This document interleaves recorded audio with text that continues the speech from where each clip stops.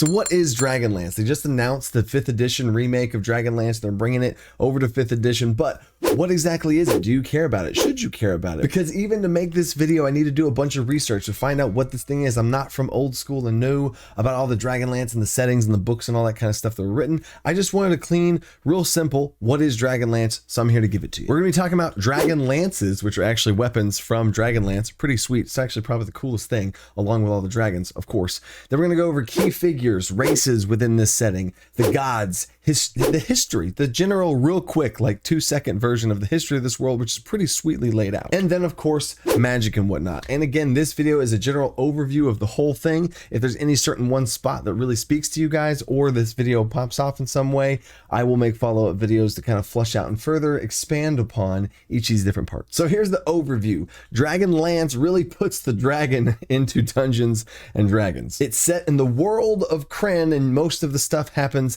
in the continent of Ansalon. This is a high fantasy epic with kingdoms at war, powerful wizards, and entire pantheons of gods. Now there's a bunch of different books and stories that have characters in it in these stories, but I'm not going to get into that in this video. I'm looking for a general campaign setting video. But what has been said that stuck out to me is this is kind of like a medieval fantasy Star Wars story. Bunch of interweaving characters and plots and whatnot, but I'm looking again at the campaign overview. And if I was to run this, I might have my own story going on, but if you want, there's a whole bunch of other characters and stories out there too. But now let's get back to the Dragonlance concept, starting with a Dragonlance. This is actually a weapon made from cooled silver. These are created during the 3rd Dragon War era, where they actually use the dragon's magic against them to create and forge weapons to slay them even easier. What cooled silver is silver that has been touched by the breath and melted by the breath of dragons, and that intense heat melts the silver down into a liquid metal that you can then craft and forge these Dragonlance weapons out of. Timeout. That thing I just said, that whole thing about the dragon's breath on the liquid metal, I made that up. That's a lie, but I think it's cooler than what the rules as written say that it is. So basically, a cooled silver is a liquid metal from a silver dragon that's in a specific mountain. So there's a certain mountain, and there's silver from a silver dragon, and that's the stuff that makes Dragonlances. I just think that's way too, I don't know, limited of a resource. I think it's a super cool concept, maybe from my World of Warcraft backgrounds, of getting fire touched weapons, and you have to get dragons fire to be able to breathe fire on. What is the implications of that? Do you have to capture dragons and like use, I don't even know. So there's been a little homebrew tangent right there, but this is what I want to do. If you guys want to see content like this, like the video, all that kind of stuff, whatever video, I made a Spelljammer video recently, whatever videos you guys show more interest in, I want to make more content for that, because you guys tell me you want it. I love to take any creative thoughts that I have, turn them into little nuggets to give them to you guys and see if you can take them and run with it for yourself. But now back to the core stuff of Dragonlance. These Dragonlances are forged with 2 artifact weapons. They're actually called the Silver Arm of Urgot and the Hammer of Honor, also known as the Hammer of Karis. But this silver arm to wield this magic hammer that can only be used for good. It has all these magical, super cool artifact properties. This is what forges these weapons. There are greater and lesser Dragonlances. The greater ones are made using both artifacts, the silver arm and the hammer, and the lesser ones, which I think is a pretty cool little property here, are made from only using one of those 2 artifacts. I do think that part is pretty cool, that there's some sort of hammer of goodness out there that it can use these weapons on, and there's also a silver arm, and if you combine the 2 of them together, it makes the greater Dragonlance. It's also, for the record, a Dragonlance isn't always a lance. In general, I think a lot of the stuff that you can see pictures of is they ride on dragon mounts or griffin mounts, and they have a lance on the end of it to be able to skewer and kill the dragons. But you could totally make this into a sword, arrow tips, axes, whips, crossbow bolt, ballista. There's a ton of different things out there you can make Dragonlance things of. Now shifting gears, the key figures. I wanted to talk about, perfect little segue, Duncan Ironweaver. He is the dwarf, the master smith dwarf that is the main creator of these Dragonlances, and the one to create the first Dragonlance weapon, greater Dragonlance weapon. He's the one with the silver arm of Urgot? Yes, Urgot. I wanted to be accurate there. But he doesn't have an arm. He has this artificial arm attached to him in some sort of magical way. He uses this to pick up and wield the hammer and craft these weapons. So Duncan Ironweaver, huge big player in this whole thing. Definitely would be a big part of this world. And then the second person is Astinus. This person is really cool and mysterious, and we'll get back to him a little bit later in the video too, because there's this really cool nugget that I want to throw out there. But he's known as the historian or librarian. He's always writing stuff down, never stopping, never sleeping, always logging down history, but never acting out in the world to affect it, because he's apparently some very powerful person, but he doesn't want to act on anything. He only logs history, because if he were to act out in the world, that would change history from what it was and what the purity of the history would have been. A truly neutral perspective on this whole thing. Some other things, he's always wears a mask. No one's ever seen his face. Cold and emotionless. Whenever he recounts history, it's from like almost like a third person neutral perspective of just the facts. Nothing emotionally charged. It's like a little play-by-play of exactly what happened, emotionless. And he looks like a simple old man in gray robes with a mask on. So we're going to get back to this Astinus character in a second here, a little bit later in the video. A little cliffhanger for you. Timeout. So one thing that I kept seeing across all the different parts of research I was doing for this thing is armies at war, kingdoms at war, mass combat. And man, oh man, mass combat in the D&D community has been a really big thing. But luckily, you guys unlocked mass combat in the Kickstarter for Alcanar's Almanac that I did. And it is finished. It is in the middle of being all published up and everything. Chapter 7 of Alcanar's Almanac is mass combat. It's going to be available inside of Alcanar's Almanac. I'm also going to have it as a side little thing you can get standalone just by itself, because I know mass combat is going to be a very, very huge thing. There's a link down in the description to pre-order the hardcover copy of Alcanar's Almanac. That's only going to be available for about a month or two left until that has to close, and then I order and print off the books, and then I'm not going to print off the books again. But for the PDFs that are always going to be available on my website. And if you're watching this video live and Alcanar's Almanac's not available yet as a PDF, then just sign up on the newsletter and you'll be alerted right away, and get some little coupons too. The mass combat system will blow your mind. It's one of if not the best thing that I've ever created, I would say so far. So super excited for that. But now let's get back to Dragonlance. So the races of Dragonlance, they work pretty much the same as normal. I thought there's two little interesting curveballs here. There's something called the Kender, which are basically halflings. I was surprised that they just didn't, I mean, they added a whole entire thing for them, but they are half breeds or whatever, and they have a little bit of a stigma associated with them. Thought that was interesting. And I don't know what they're going to do whenever they republish everything, because whenever they do release this Dragonlance book, I am on the early access list. I'll be getting those and making videos out for that, so stay tuned for that too. But the cool part are Draconians, these dragonborn type creatures.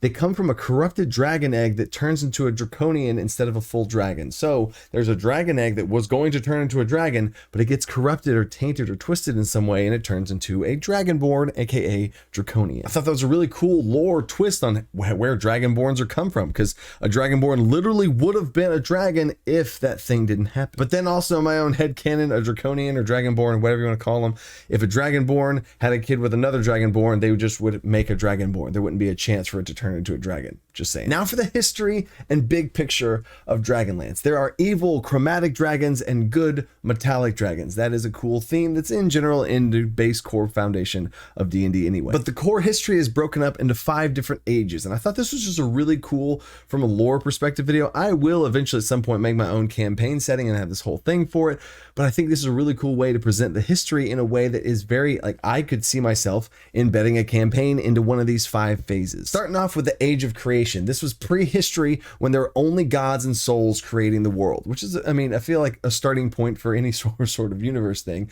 But a campaign, I don't think a campaign necessarily would happen in this Age of Creation. But this is the beginning of everything. All the stuff and all the pieces are being set in motion. And then the second age is the Age of Dreams. This is the rise and fall of the first empires. They discover magic, birth of mortal races, beginning of the third great wars of dragons and their minions. So the Age of Creation sets everything up, and the Age of Dreams starts having all this stuff. The mortals come, the dragons come, all this things start to clash, the rise and fall, the dreams and then nightmares of everything all start to clash together. And with all that clashing comes, I mentioned this early in the video, the Third Dragon War. After the Third Dragon War began and marked the Age of Might. During this era, the Empire of Istar, if I'm saying that correctly, Istar, rose and fell in its conquest to rid the world of evil. And due to this conquest and all the clashes of good versus evil that happened, led to the Age of Despair. Despair, which is a 300-year-long depression. The wrath of the gods brought a cataclysm to the world, and they retreated from the world itself, godless, leaving the world to fend for itself. This is now when the War of the Lance happened, which is where the first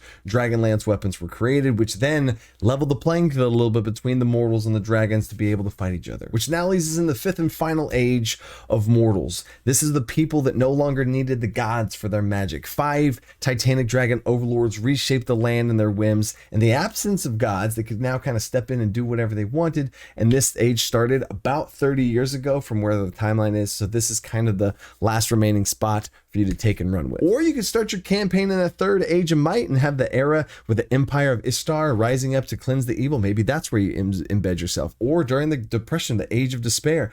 There's lots of really cool places just to even think about where I'd want a campaign to happen. And now, speaking of the gods, this plays a really cool part, and I really love the structure of this, and it ties into the alignment system side. I do love the alignment system for mirroring and having a theme going along with things, especially for DM creation stuff. Maybe not so much used for players, but in general, here's what you're seeing.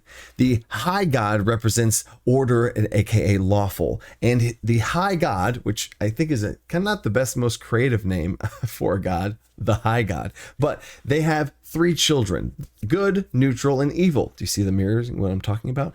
The good one's name is Paladine, the neutral one is Gillian, and the evil one is Takesis. Think of Paladine as a platinum dragon, aka Bahamut, and think of Takesis as a 5-headed chromatic dragon, aka Tiamat. But what about this middle one? What about Gillian?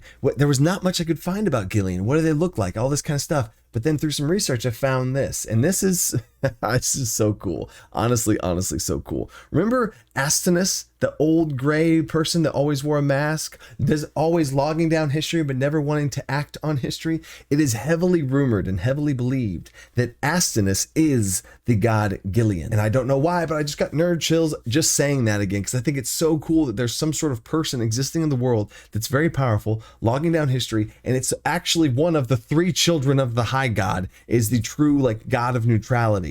It's so cool. And I love, by the way, that this is a rumor. Like, nothing says, oh yeah, no, it's true. Like, in my head it is, but is it true though? And if I were to run this, would I flip that around? I don't know. But anyway, the evil god, the BBEG of this type of campaign, the opposite of the high god, is another equally not creative name of the god called Chaos. They seek to destroy the world of Kren and equally oppose the high god, and they are the opposite ends of the spectrum. And a big picture of this whole pantheon situation is there are 15 gods, and this is a cool part. There are 5 good, 5 neutral, and 5 evil gods, all equal. Now, I have some stuff on them, but again, this video would get way longer if I talked about all those different gods of Dragonlance. Let me know in the comments if you want to see that. I don't know if that's something that would be very interesting to a bunch of people, so I'm gonna skip over that. But I do think it's really cool that there are 5 of the, again, mirroring balance of the alignments all involved with that as well. And now we're getting into magic. This is another cool part of this world of how magic works. What does it look like?